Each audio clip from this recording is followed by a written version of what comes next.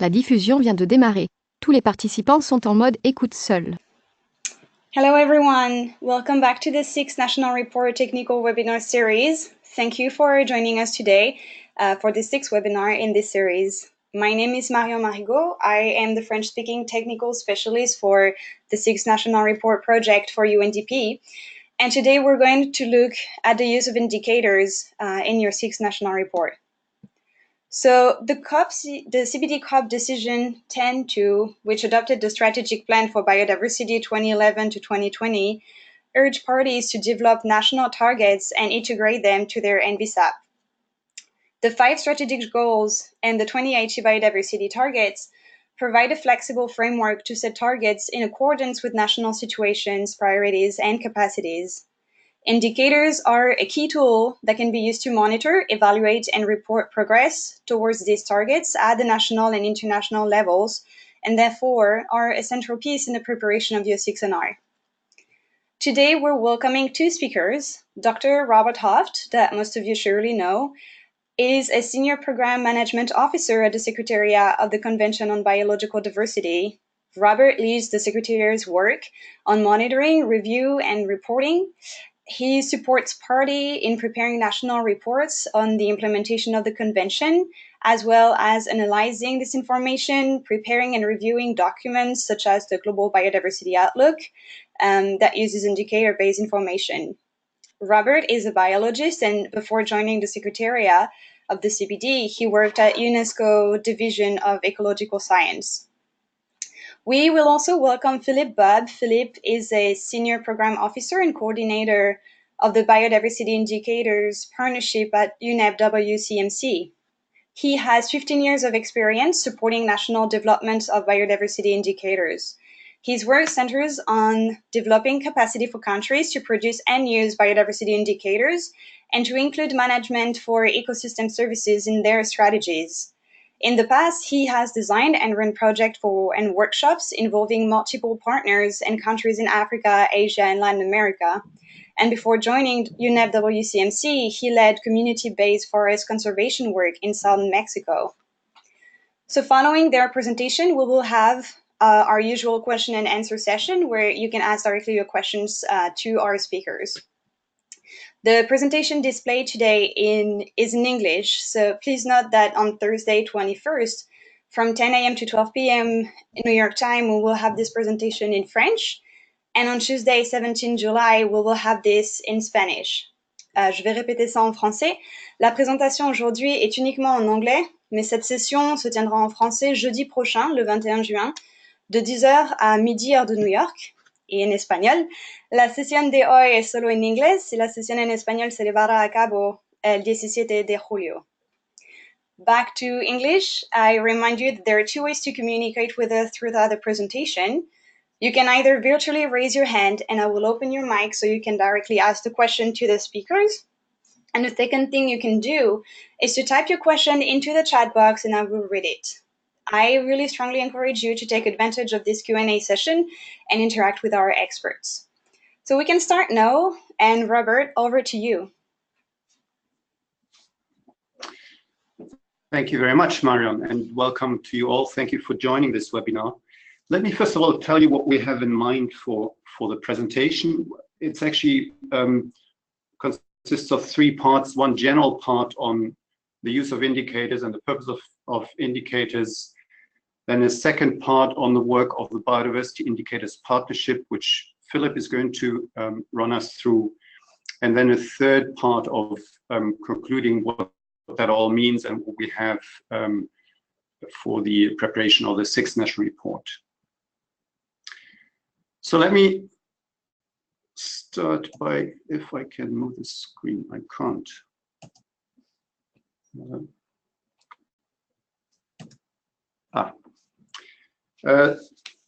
Let me start by reflecting on what really the purpose is of using indicators. You'll all probably, what comes first to mind is that indicators are used to track change over time so that we can see what's happening. An example of that would be one of the very longest standing biodiversity related indicators we have of tracking forest cover. That's an indicator that FAO produces on the basis of the global forest assessments. Another purpose might be to guide policy development or implementation, so that we get answers in terms of the policy questions that exist. And an example of an indicator of that nature would be, for example, looking at agricultural subsidies and how they apply and the amounts of subsidies being allocated to certain activities. That's an indicator that OECD produces. A third type of purpose would be to directly get information on action that is needed. And an example of that might be the extent of wetlands, an indicator that WCMC produces, given that wetlands are highly threatened and have shrunk in extent enormously over the last decades, and urgent action is needed to protect wetlands. And a fourth purpose would be really to focus on communicating an issue to stakeholders, to the broader public. And an example of such an indicator, to my mind, would be the ecological footprint that is used very effectively by WWF to draw attention to the fact that we basically run out of resources in the way we manage the planet.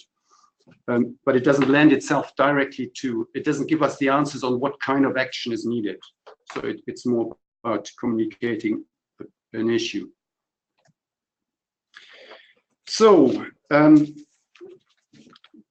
let's think about what makes up a good indicator. There's a long list here of things that indicators should ideally have or be.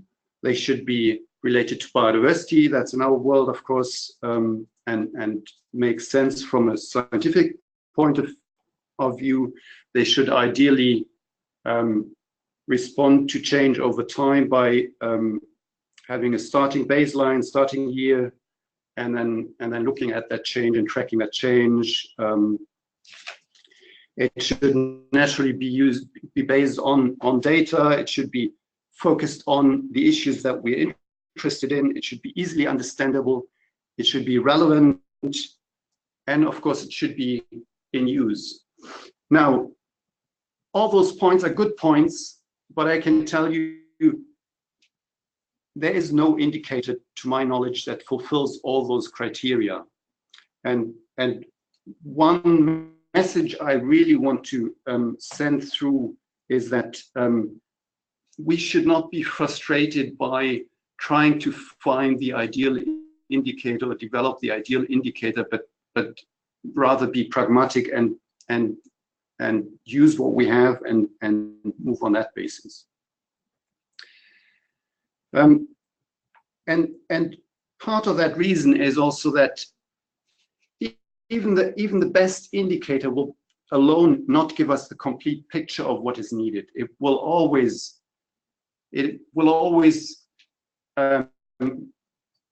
need to be complemented by other information or by other indicators. For example, in the CBD, we've over many years, between the very early days of the convention, tried to come up with the core set of indicators, like a handful of biodiversity indicators that would be really telling the story. And it turned out to be impossible.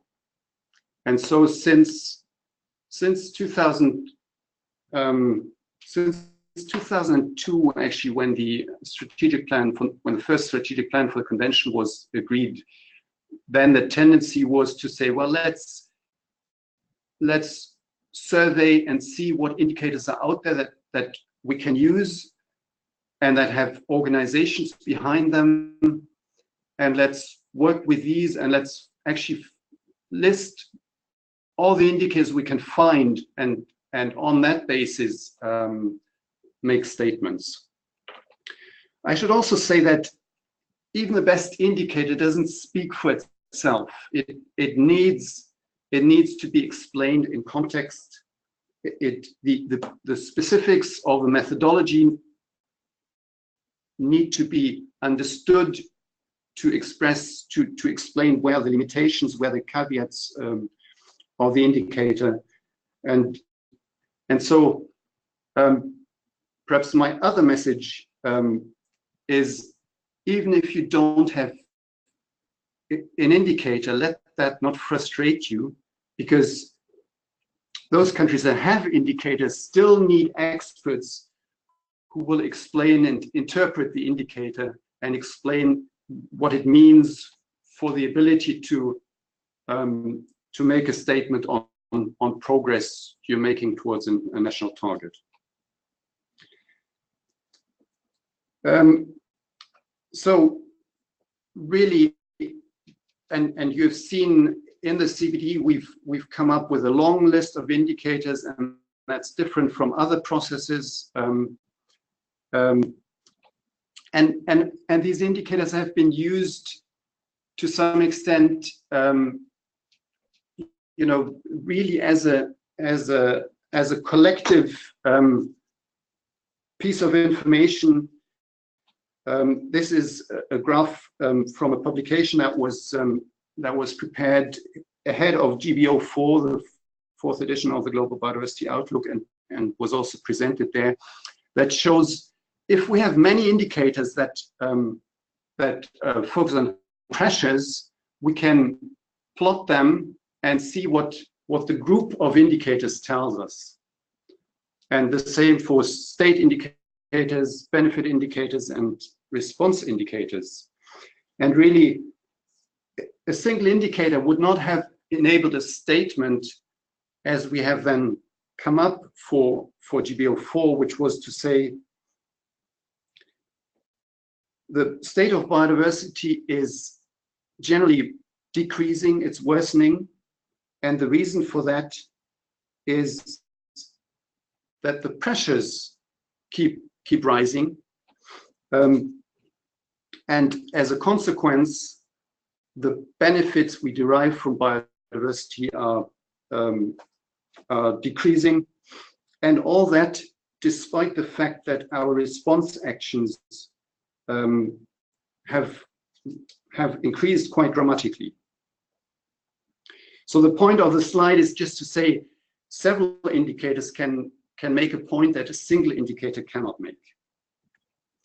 So let's just briefly look at some types of indicators. Temporal indicators will enable us to look at change over time. Spatial indicators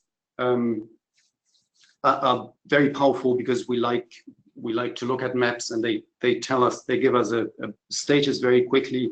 One can also project several maps at different times next to each other, and thereby kind of create a temporal change of spatial information.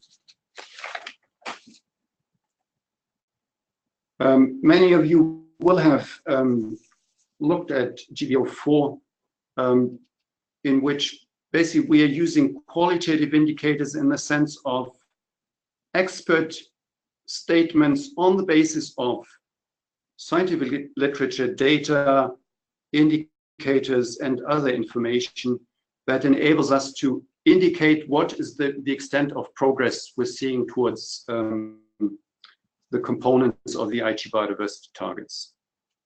So they're qualitative indicators in the sense that they use a mix of quantitative and qualitative information, and then through an expert assessment come up with a qualitative statement of progress, which is, of course, what parties are being asked to do also for their national indicators in the 6th national report. I'll briefly run us through some of the content of the decision on indicators from COP13, which was based on work of an ad hoc technical expert group, and which I think makes the point that the convention has not adopted the indicator, has not fixed itself with using certain indicators, but uses them more, I would almost say casually, to track information and enable the COP to decide on what is the action needed. And the focus in the convention has always been on primarily global indicators, but it's been recognized that a lot of those global indicators can be disaggregated, or some are based on data that are provided by countries and therefore are actually aggregate information that countries could also or are reporting on individually. The decision also makes that point about the range of purposes of indicators, and I've spoken to that earlier, so I won't spend time on this. And then it encourages parties to use a variety of approaches, and again, I've spoken to that. And the point again is, don't get bogged down with the search for the perfect indicator, because it will be impossible. It will take you a lot of time, and you won't probably achieve it. And therefore, I mean, the suggestion in the COP decision is to use a range of sources of information that enable you to make a statement, an indication of progress. And I would emphasize here, just picking out case studies. If you have had a look at GBO4, case studies are very powerful communication tools to explain an issue or explain a solution that has been applied and that has led to a change in biodiversity outcomes, so has been effective in achieving what was desired to be achieved. And we have found it surprisingly difficult to find good case studies, but I think at the national level, don't be shy to use case studies from your experience. It might be project-based information, it might be local information, local approaches, and use these as case studies, or just point to them when they have been written up somewhere as supporting information to make a statement or support your statement. Again, decision, the COP13 decision has this, as I mentioned, this long list of indicators. I'm going to just give you a glimpse here. And that list includes, it distinguishes generic indicators and specific indicators. And the generic indicators are the kinds of themes, the issues being addressed by the target. So if one dissects a target and notices there's several components, several aspects to a composite target, as the IG targets are, it's good to break them down into the smaller units and then try to find what are specific indicators that speak to that particular issue, to that particular theme. So that was done on the basis of the work of the ad hoc technical expert group, and then the decision lists in the annex the generic indicators and the specific indicators where they exist, and provides a lot of information on what's feasible, are they suitable for which purpose, and who produces those indicators. And of course, I should say, and that's my segue to Philip's presentation, is that this is to a large extent based on the work of the Biodiversity Indicators Partnership, which brings together the organizations that hold these indicators. And here, Philip, I'll hand over to you, if that's okay. Yes, okay. Hello, everybody. So I'm going to give an introduction to the Biodiversity Indicators Partnership, and in particular, a website which has been designed to help, hopefully, people like you find out about indicators and find information to be able to use them. And the Biodiversity Indicators Partnership, I think, Robert, actually, you skipped a slide. Could you go back one? That's it. Is a collaboration. It's a partnership of over 70 organizations now of indicator producers and also users, such as the Secretariat of the CBD and supporting agencies, funders. And it now has over 70 indicators within the partnership, which are on our website. So many of those indicators that are in the CBD framework of indicators for the strategic plan are included in the Biodiversity Indicators Partnership. And we have a secretariat based at my organization, the UN Environment World Conservation Monitoring Centre, or UNEP WCMC, in Cambridge, England. A small team of us, 3 of us really, and we've been providing that function since 2007. And the aim of the Biodiversity Indicators Partnership is to promote the development and delivery of indicators at the global, regional and national level. So part of it is helping find new indicators and best use of indicators and support them at the different scales, the global processes such as Global Biodiversity Outlook reports, but also at the national level, including the identification of indicators for your national biodiversity strategies and action plans, and then now using those indicators in your national reports to the CBD. Next slide, please.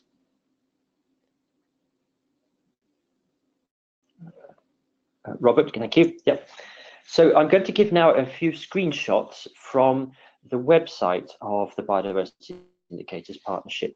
The address is at the bottom of the slide there, www.bipindicators.net. And we've designed the website so that it helps people find out what indicators there are out there and how they can be used. And so you can browse through the list of indicators according to these different filters or subjects. So the first one is the Aichi biodiversity targets.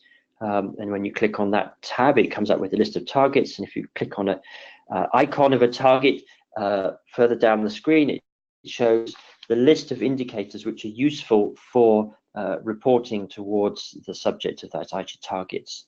And it identifies which ones are of primary relevance to the targets and which ones are of secondary relevance, like they're not quite so clearly linked, but could be useful. Can I have the next slide? And then also, many of these indicators are useful for the Sustainable Development Goals. And similarly, if you're interested in indicators for a particular SDG, you can click on the icon and find out which of the indicators under the Biodiversity Indicators Partnership could be helpful for reporting on that. Next slide. And then also, we've organized the indicators by MEAs, which are multilateral environmental agreements. So the conventions, essentially, but also for the IPBES global assessment and regional assessment chapters. So that's another way of seeing, okay, if I want indicators to help me reporting on a particular convention, then this filters those ones out for you. Next, please. Or you could be just looking for indicators according to a subject that is important. So here we've identified the 9 main subjects, such as agriculture, finance, research and knowledge, species, terrestrial habitats, policy and conservation actions. So that's another way of looking for which indicators could be helpful for those subjects. And then next, we've also added a function now where there's a list under this tab of the global indicators that are also applicable for national use. Some of these indicators are aggregated up from national data, and others are global data sets which can be kind of filtered or cut for national use. And so when you click on each indicator there of these in this list, there's more information on how they're suitable for national use and the data and methods and some examples. I'd now like to show you an example of what you see when you go onto a particular indicator page.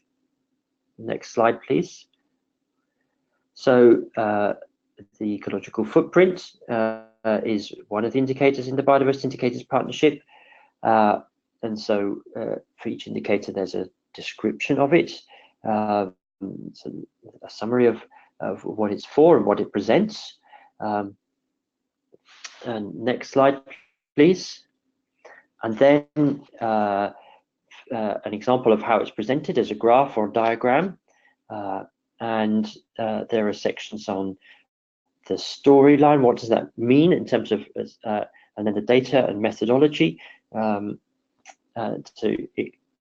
that you can find out how it's calculated. Next slide, please. And there's also the option at the top of each indicator page to click on applicable for national use, and if it says yes, you could find out more.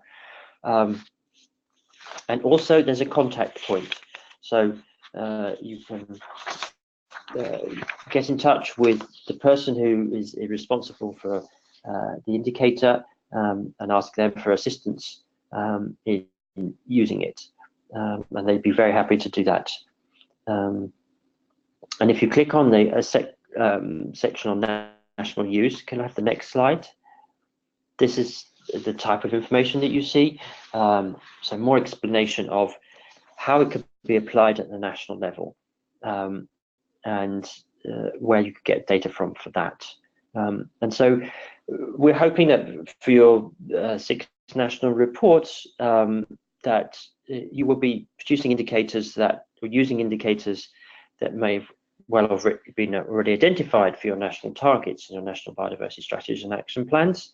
But in some cases, those indicators may not be fully identified or fully developed, and that the information we have on the Biodiversity Indicators Partnership website could help with finding other indicators and perhaps elaborating them. And the partners in the partnership would be very happy to talk with you on their indicators to see if they could assist to provide advice in having them being used at the national level. Kind of next slide. So then also we have developed as part of the Biodiversity Indicators Partnership a whole range of guidance materials and resources on developing indicators. Over the last few years, we've done many capacity development workshops and developed guidance materials, and those can be found in 2 sections on our website. At the top, the indicator development tab, which explains the main steps in developing indicators, and then there's a resources section where there's lists of all the different guidance materials. Can I have the next slide, please? And so we have a suite of guidance materials, including one specifically for supporting indicators for national targets as part of your National Biodiversity Strategy and Action Plan updating. And some of those materials are available in other languages than English, Russian, French, Spanish, Arabic. And so we do invite you to have a look at those if they'd be useful to you. We also are happy for you to get in touch with us at the partnership if you would like assistance. And of course, on this webinar, we happy to try and answer your questions about general practice of developing indicators or specific subjects. Thank you. I'll hand back to Robert now. Great, thank you, Philip. So let's now look at the specifically at the sixth national report, and first of all the material available, the guidance material available to assist you in reporting on indicators that enable you make statements on progress. At the bottom, you'll see the website for the sixth national report, which lists all the types of materials, including there's the resource manual, which is available in 6 languages, and there's the technical reporting guidance prepared under the lead of UNDP, available in 3 languages, and they're very, very specific and very pointed, with key questions that you may ask yourself, and listing potential indicators and data sources that you can draw on, and also puts it in the context of the Sustainable Development Goals and linkages to the SDGs. Specifically, what you're going to be asked to do with regard to indicators is in the section on section 3 on progress you're making towards your national targets. Are there indicators that you have, that you're using, that support the assessment, the statement that you're making, or are there other tools, additional pieces of information that you use to underpin your statement of progress towards the national target? Then just provide links to websites and documents that where that information is, rather than re-entering that information. Make a statement on the level of confidence of the assessment, and that would of course be a judgment that you're making on, do I have sufficient information to really cover all the aspects in my national target and make a solid statement, or do I have partial information, or do I have really just more or less a gut feeling, but no real solid evidence? And there's guidance in the online reporting tool and in the resource manual on how to enter that level of confidence. In addition, you're being asked to report on the monitoring system that may underpin your statements about progress towards your targets. You may have thought about the monitoring system when you discussed what national targets to agree on, and you may have thought about indicators that might be available to track progress, but maybe not. Maybe the target setting has come first, as it has come for the convention itself. The Aichi targets were there first, and then indicators were adapted to or moved towards where they provide information. And then the last question is, well, is there a monitoring system that is effectively in place? And all that is information really that will be extremely helpful for the convention, for the COP, and for supporting technical support agencies, including the implementing agencies under the GEF, to assist countries in gradually improving the way in which they can track progress. So I said you may have thought about the indicators that would enable you to track progress towards your national targets.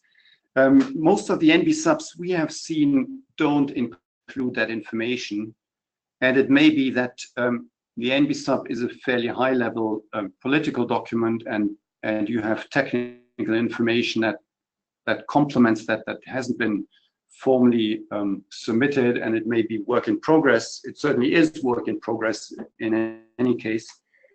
So most of the NBSAPs we have seen don't show what indicators may be intended to be used, and so but still you may have those indicators. But even if you don't, be pragmatic, be creative, and look at the guidance material, get ideas from there, see if there's global data sets that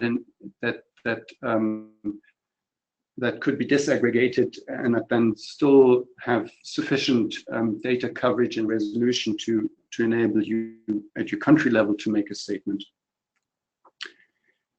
So don't despair if you don't have those indicators. And as I said, countries that don't have indicators can still make statements on the basis of expert assessments, and vice versa. Even those countries that do have indicators will need that expert assessment. So it's okay not to have indicators.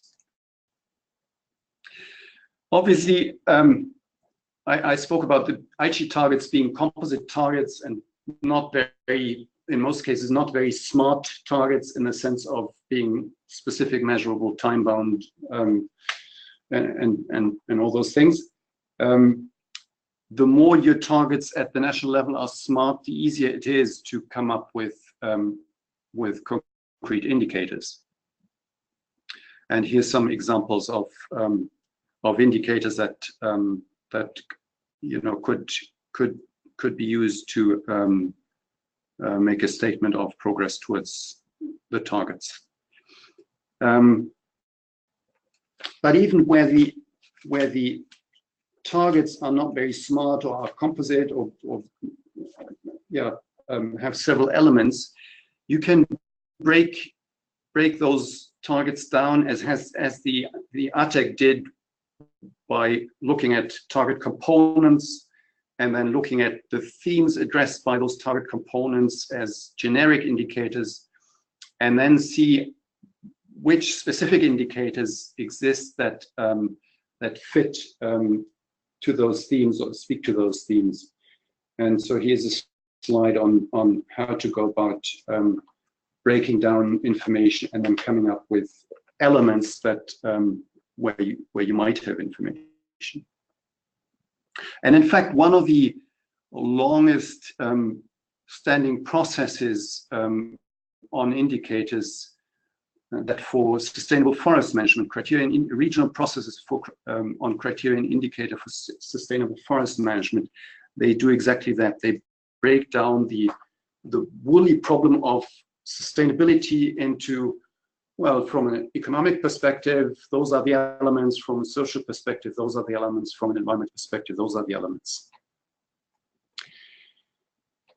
And then I just want to point out that as you enter information in the online reporting tool, that information gets directly projected on a map. And currently, this slide now shows the countries that have submitted national reports. But if you go down on the left-hand side, it also includes the national targets and the national indicators. Some parties have now started entering their national targets as part of their sixth national report and formally published that information. And then eventually information on the national indicators that is entered will also be available through this map. So you can click on the country, you can look at the indicators by Aichi target, and then click on the country and see what indicator the country is using to report on the national target as it relates to the Aichi biodiversity target. So this is my last slide, and again, I want to repeat that message of, you know, be pragmatic, don't despair, be creative, do with what you have, and explain it, interpret the information that you have, and don't be shy relying on expert judgment. And here, this is it from me, and I'll hand over back to Marion. Thank you, Robert. I think we have one last slide just to remind you that the NBSAP Forum is an online forum to discuss, biodiversity conservation and more specifically the implementation of NBSAP throughout 2020. And we have a lot of themes in this forum, and one of them will be on targets and indicators. We encourage you to go to this forum to exchange with experts and practitioners, and also to find out more information about what indicators and can be used for what target, and exchange. You may very well engage in a conversation that can be very helpful to prepare your 6NR. So I think that leads us to the end of this presentation, at least for now. And so thank you for Robert and Philip. I would encourage you maybe now to ask some questions to our experts and take advantage of this conversation. We have received a lot of questions about the use of indicators, and we understand it's a tricky one. So we have a couple of questions, I think, from Niam. So we have two questions. Niam, I may try to open your microphone maybe to ask directly your question to our experts. It's always better to discuss. So I'm going to try to activate your microphone now, but I am not sure it's working.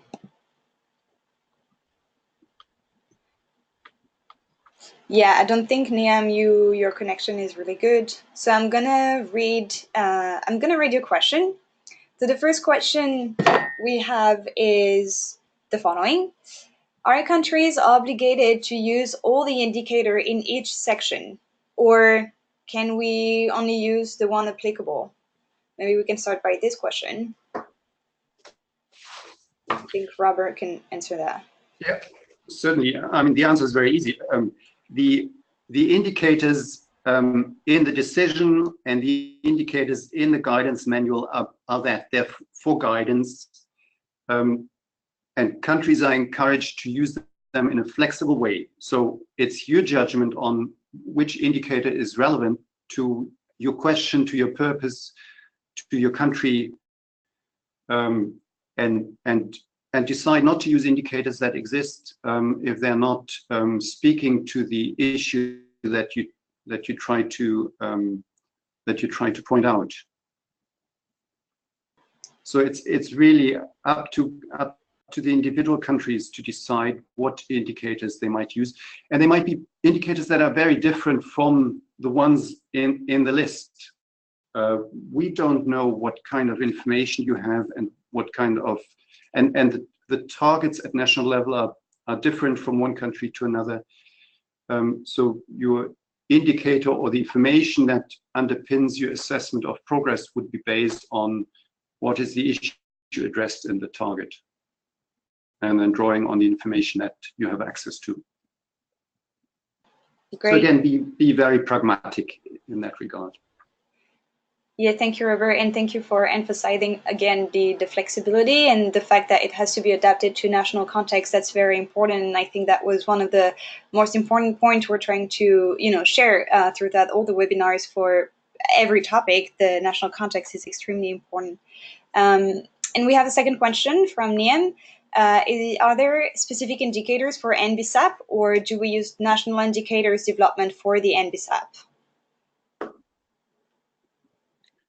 So there are no specific indicators for the NBSAPs as such, other than the guidance from the global framework of targets and indicators. But again, it's somewhat a similar question. This is the global perspective.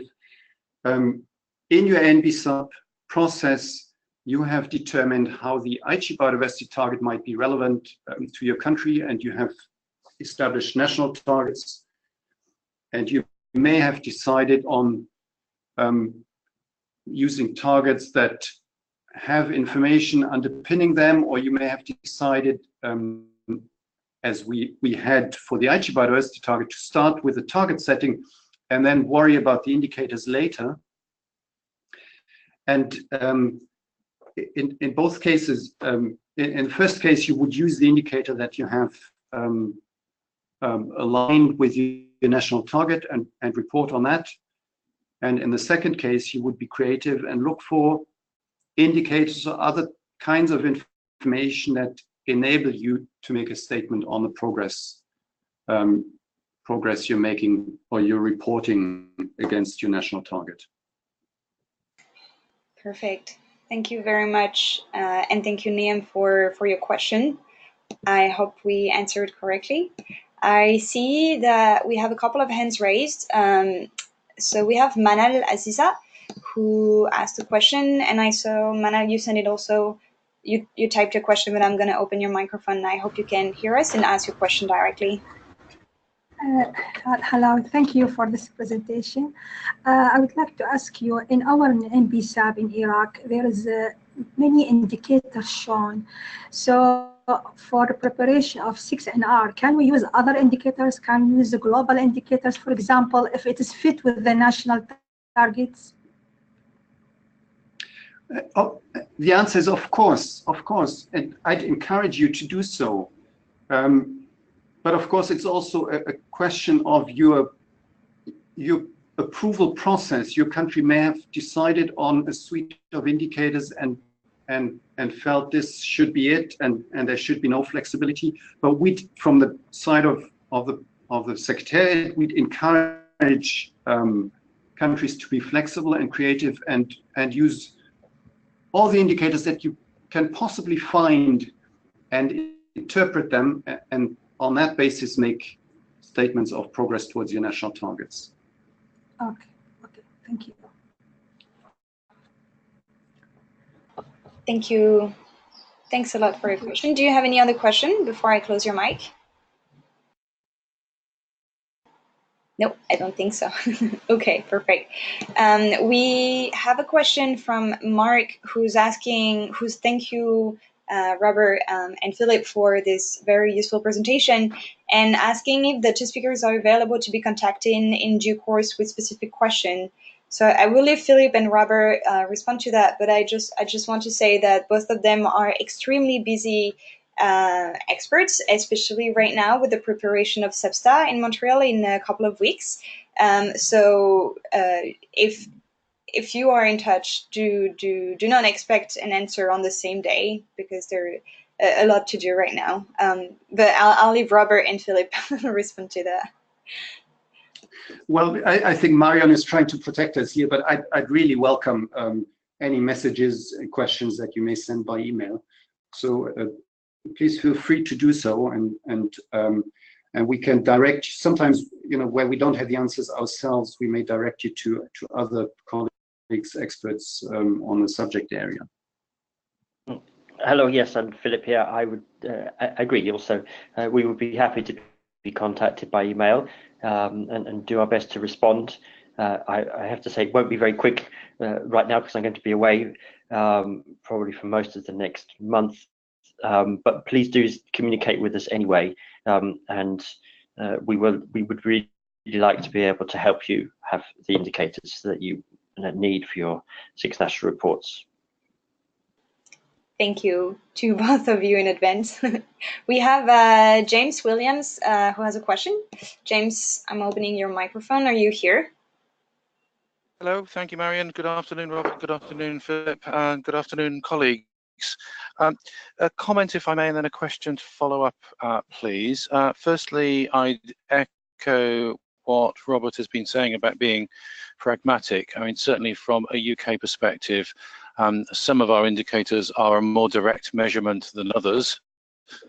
So we have a scale from proxies to direct measurement. And I think that we will definitely be using not just the indicators that have been developed for the UK biodiversity indicators to measure directly against the HE targets, but also others as well. So, for example, there are indicators that have been developed to provide assessment for the Marine Strategy Framework Directive at a regional seas level that we will be looking to try and bring in from the marine perspective. And I think Robert is also correct to emphasize case studies. Robert, I hope I can help you in that we are trying to put some case studies into Section section 2 of the report in terms of measures taken. So I hope those will be helpful to you with respect to GBO5. I think it's important to recognise that indicators are an indication and they're not the full picture. And on that basis, I think it's important to stress that we will also be trying to bring in other information that we feel is complementary to the information that we're able to show through the UK indicators, and we will be basing our assessment on the totality of that. So one of the interesting things that we will have to do is, of course, to balance the information that we've got from a variety of sources in order to be able to make an assessment of progress overall. And that brings me to my question, which is, we're going to be focusing in the UK report on the HE targets rather than on national targets, in part due to the amount of work that it would be to report on all of the individual national targets and then do an assessment of the HE targets as well. But that leads me to a question with respect to sections 3 and sections 4 of the report format, because section 3 is focusing particularly on the assessment of progress to the targets, which in section 1 you can say whether that is your national targets or the HE targets. But then section 4 is asking for an assessment of progress specifically against the HE targets, and I'm a little unclear how to address that section when we focused section 3 on the HE targets. So some advice on that would be appreciated. Thank you.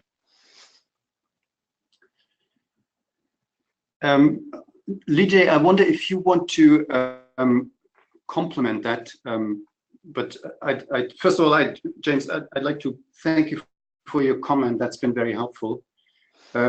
My understanding now on your question, my understanding is that the statement of progress, if you're reporting on the HE biodiversity targets rather than national targets, will cover the information that is meant to be produced in section 4 that relates national targets and progress towards national targets to the global targets.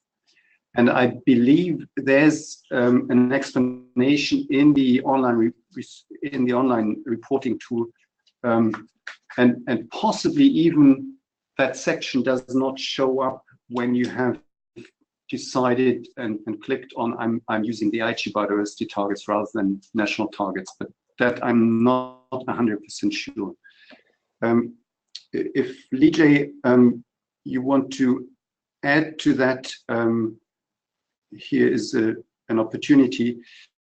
In any case, James, I will look that up and get back to you with more specific and certain information on this question. Thank you very much indeed, Robert. There's a follow-on I'll ask as well, but perhaps if Lijay would like to respond first. I think he's muted, so we may need to do that by email. Okay, that's not a problem. The follow-on actually picks up a point that I raised in one of the earlier webinars, but is still slightly concerning me, which is with respect to the use of graphs in the report, because one of the things that I'm very keen to be able to do is to use the graphical pictures from our indicators in the report. And at the moment, with a Word document, all I have done is to paste them into the relevant sections in section 3. So what we've done is to duplicate for each of the 20 targets section 3 and start to complete information in there. We've currently got an information request that we've trying to collate responses from a number of bodies on in order to then come up with a consultation draft. And we're going to be publishing our indicators again on the 19th of July. That's the plan. So what I've done to date is to put in the current versions of them into each of those relevant targets, with the aim that I can then replace them with the new versions when those are available. But when I did a quick test with the online report system, it didn't seem to allow me to paste in a graph directly, but seemed to want to have me put a link in, which in terms of presentation of the report coming out of the far end, I really couldn't see how that was going to work. So was a little concerned to be able to make the best use of our indicators, not just by having a link, but actually to have graphs and to have graphs in the right place within the document. And again, any advice on that would be gratefully received. That's a very good question. The intention of encouraging links rather than you know, copying and pasting text is to enable, you know, since I mean the online reporting tool is suitable to look very specifically at what is this country saying in relation to a specific target and in relation to a specific issue, and then have that information directly at hand, and being able to open the relevant be it graphs, be it reports. I understand now, of course, that it would be desirable to also have the illustrations in the text, and I need to check with our IT people on the ability to do that. We will certainly have a close look at that question and get back to you.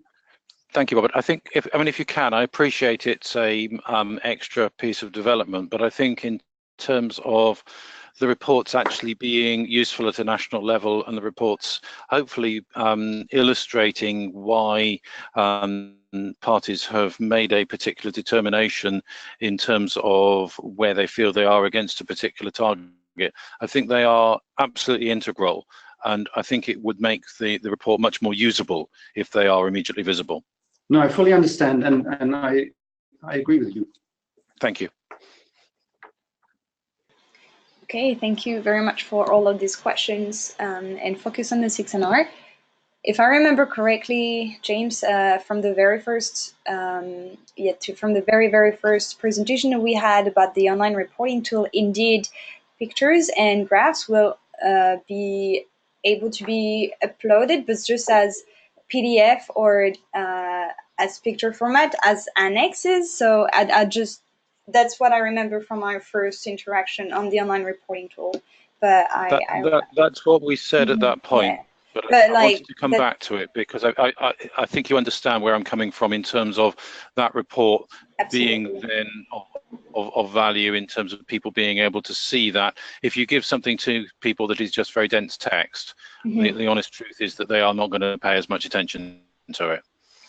I think Lige and Robert will look into that. Absolutely.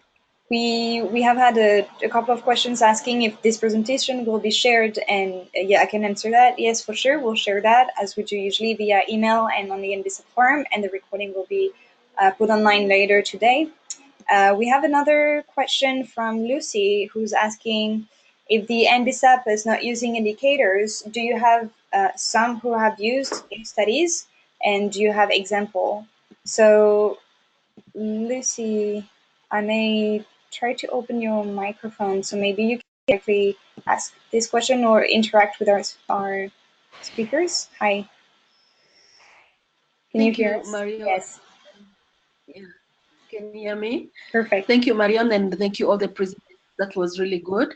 I just wanted to know, because if the NBSAP, you don't have indicators, then have they been using case studies, as you have indicated very clearly that it's also good to use case studies so that they can be able to have a bit of more information and have more, I don't know whether to say credibility or rather to have more strength in terms of explaining about the information that is contained in the NBSAPs. That's what I just wanted to. And in case you have case studies that you could refer us to, so we can be able to read them and really see what they have used as case studies. We have prepared a brochure a while ago. 17 hours. Oh, there's some noise in there. So we have prepared a collation of case study type information coming from countries through their original NBSAP and also from earlier national reports. Now, of course, many parties have updated their NBSAPs recently, and from what I've seen, very few of them include really specific information on how they would track progress and report on progress and potentially list indicators. So most parties are in the same situation as you are, and then the case studies that could be used to explain an issue or underpin a statement of progress, that would need to be in the context in which your target is being set. So of course we are hoping, as I said, we're emphasizing the value of case studies, and we're hoping that through the 6th national report countries would share such case studies, but we don't have that information as yet. Once that information is trickling in, I showed you that map earlier. It would be accessible directly through the internet. So on that page with the map, you can look up. You can see which country has responded to a certain question. For example, which country has reported on an indicator they're using in relation to a specific target, and then look up the underlying information. So it might be the indicator information, but it might be also supplementary information from case studies. Thank you. Thank you, Lucy. Thanks, Robert, for the answer. We have so far one last question from Esteban. Esteban, I'm gonna open your microphone. If you can directly make your comment to our speakers, if you can hear us.